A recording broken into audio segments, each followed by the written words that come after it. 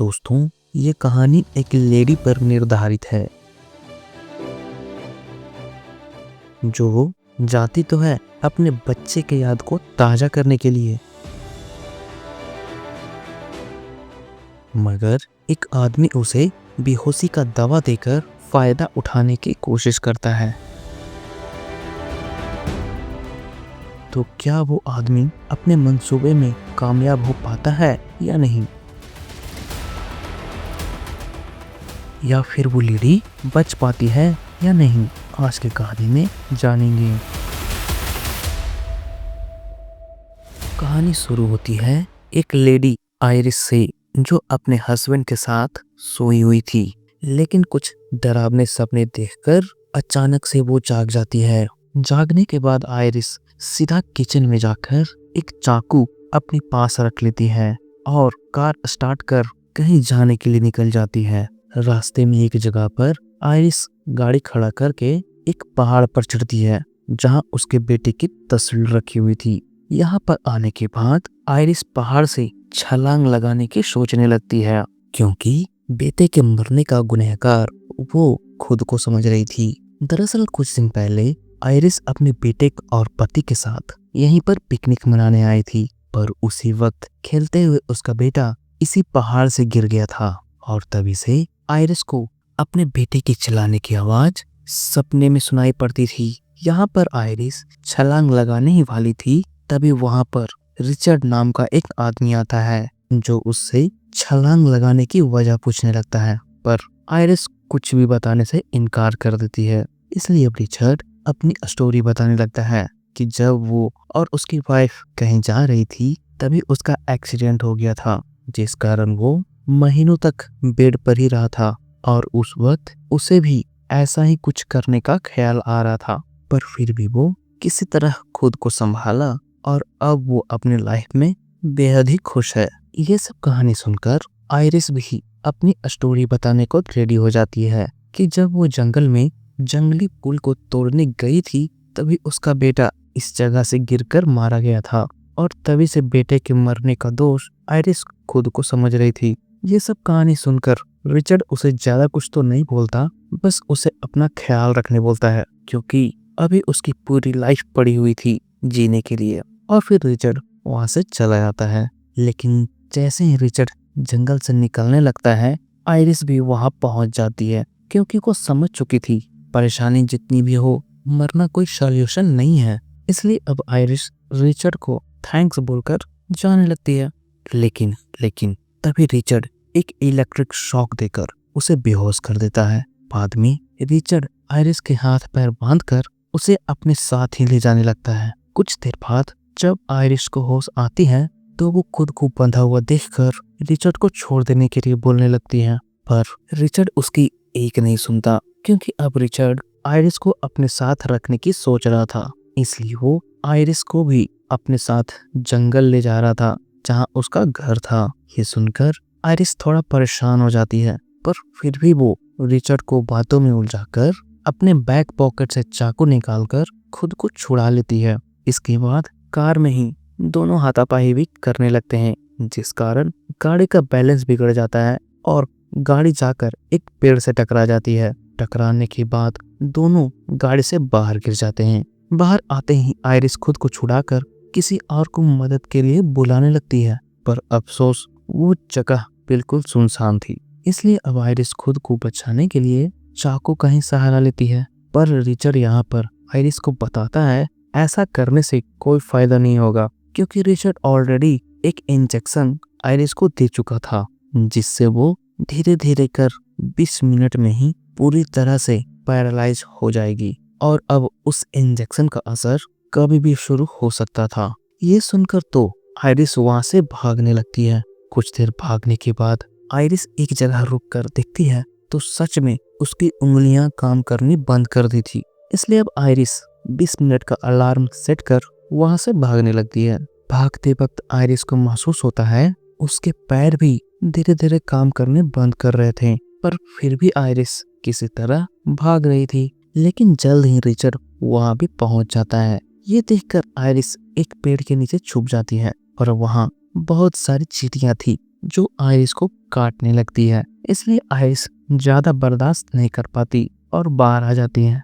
लेकिन तब तक आयरिस के पैर पूरी तरह से काम करने बंद कर दिए थे, जिस कारण आयरिस घिसटती हुई एक तालाब तक पहुंच जाती है और उसी के बहाव में बहकर रिचर्ड से दूर निकल जाती है। कुछ देर बहाव में बहने के बाद आयरिस एक किनारे तक पहुंचती है और किसी तरह खुद को घसीटती हुई तालाब से बाहर आती है।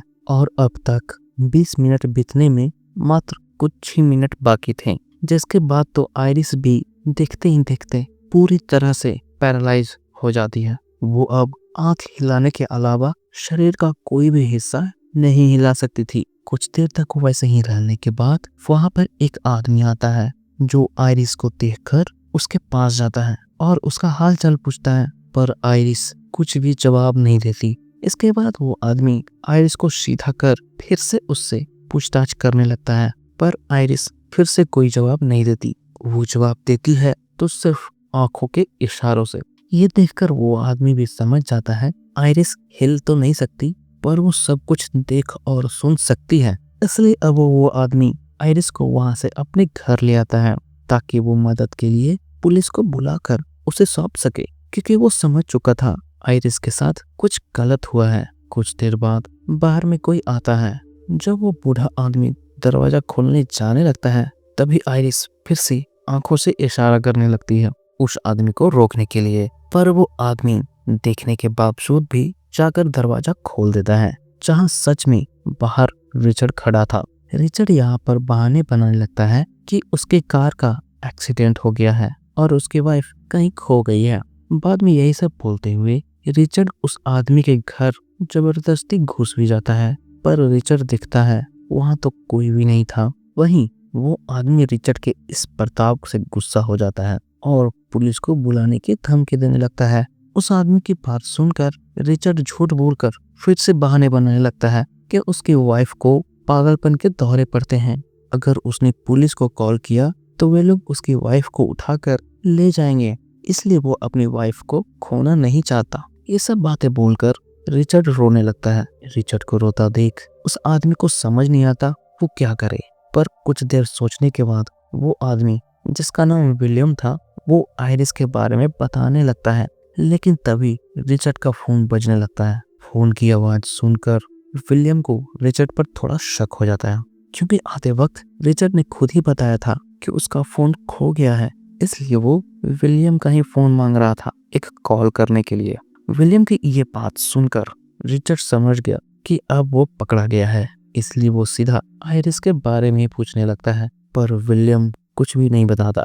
जिसके बाद दोनों के बीच कुछ देर तक फाइट होती है। फाइट के दरमियान रिचर्ड विलियम को चाकू से मार देता है और पेट्रोल डालकर पूरे घर में आग लगा देता है। लेकिन अब आयरिस, जो बेड के नीचे से सब कुछ देख और सुन रही थी, वो किसी तरह से हाथ के उंगलियों से विंडो के पर्दों को हिलाने लगती है। जिसके बाद तो जैसे ही रिचर्ड की नजर विंडो पर जाती है, वो जाकर आयरिस को बचा लेता है और फिर से ले जाकर कार में बिठा देता है। इसके बाद रिचर्ड आयरिस को वहां से लेकर भी चला जाता है। रास्ते में जाते वक्त रिचर्ड देखता है उसकी कार का पेट्रोल खत्म हो चुका है, इसलिए वो एक पेट्रोल पंप पर जाकर गाड़ी रोकता है। लेकिन जब वो पेट्रोल डालने लगता है तो देखता है कार्ड रीडर काम ही नहीं कर रही थी। इसलिए अब रिचर्ड पेमेंट करने के लिए पेट्रोल पंप के अंदर चला जाता है। रिचर्ड के जाते ही आयरिस भी किसी तरह अपना हाथ हिलाकर सीट बेल्ट को खोलने की कोशिश करने लगती है और लगातार कुछ देर तक प्रयास करने के बाद फाइनली आयरिस सीट बेल्ट खोलकर विंडो की तरफ अपना फेस कर लेती है। इतने में वहां पर एक और कार आती है, जिसमें से एक बच्चा बाहर आता है और वो आयरिस को देख लेता है, पर वो आयरिस से कुछ बोलता उससे पहले ही उस बच्चे की माँ उसे बुला लेती है। पर वो आयरिस को देखकर समझ जाती है कुछ गड़बड़ जरूर है। इतने में वहां पर रिचर्ड भी आ जाता है और पेट्रोल भरकर वहां से निकल जाता है। पेट्रोल पंप से निकलकर रिचर्ड उसी जगह पर आता है जहां पर उसके कार का एक्सीडेंट हुआ था। यहाँ पर आकर रिचर्ड अपने कपड़े चेंज करता है और अपनी कार को साथ ले जाने के लिए उसे विलियम की कार से जोड़ने लगता है। लेकिन इतने में वहां पर एक पुलिस वाला आ जाता है, क्योंकि उसे एक कार के बारे में कंप्लेन मिली थी जिसके कार का नंबर उस रेड कार से मैच कर रही थी। ये सुनकर रिचर्ड भी बताता है ये कार उसके दोस्त की है जिसे वो मांग कर लाया है, क्योंकि उसकी वाइफ ने नशे में गाड़ी चलाकर उसके कार का एक्सीडेंट कर दी थी। लेकिन रिचर्ड के बात पर इंस्पेक्टर को भरोसा नहीं होता, क्योंकि कार अगर उसकी वाइफ चला रही थी तो चोट के निशान रिचर्ड के सर पर क्यों थे। ये बात सुनकर रिचर्ड के पास अब कोई जवाब नहीं था। इतने में आयरिस भी किसी तरह हिम्मत करके कार के शीशे को धक्का देती है, जिस कारण पुलिस वाले की नजर उस पर पड़ती है और वो पूछताछ करने के लिए आयरिस के पास आता है। पर आयरिस क्या बोलना चाह रही थी पुलिस को कुछ समझ ही नहीं आ रहा था। इतने में वहां पर रिचर्ड भी आकर पुलिस वाले पर हमला कर देता है और उसे जान से मार देता है।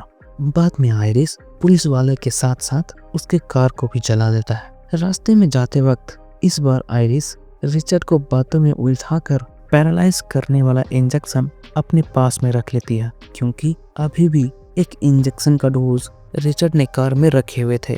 वहीं आयरिस पर से भी धीरे धीरे इंजेक्शन का असर खत्म होती जा रही थी और यही वजह भी थी कि एक जगह पर लाकर रिचर्ड जैसे ही कार रोकता है, आयरिस पूरी ताकत से इंजेक्शन को रिचर्ड के पैर में भी डाल देती है, पर वो इंजेक्शन को दबा नहीं पाती, क्योंकि उसकी उंगलियां अभी तक काम करना शुरू नहीं की थी। ये देखकर रिचर्ड को और भी गुस्सा आ जाता है, इसलिए अब वो उसे मारने के लिए बड़ा सा चाकू अपने पास रखता है और आयरिस को साथ में लाकर एक बोट से कहीं ले जाने लगता है। रास्ते में जाते वक्त आयरिस की नजर रिचर्ड के चाकू पर जाती है, जिससे उसने अपने कमर में लगाए हुए था।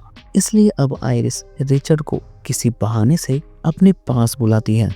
रिचर्ड जैसे ही उसके पास आता है, आयरिस उसके कमर से चाकू निकालकर उसके फेस पर ही मार देती है, जिस कारण रिचर्ड बोट से पानी में ही गिर जाता है। लेकिन फिर भी वो ऊपर आने की कोशिश करता है, तो इस बार आयरिस रिचर्ड की ही गन लेकर उसे गोली मार देती है, क्योंकि पानी में गिरते वक्त रिचर्ड की गन बोट पर ही रह गई थी। तभी देखते हैं रिचर्ड अभी भी जिंदा था और बाहर निकलने में लगा था।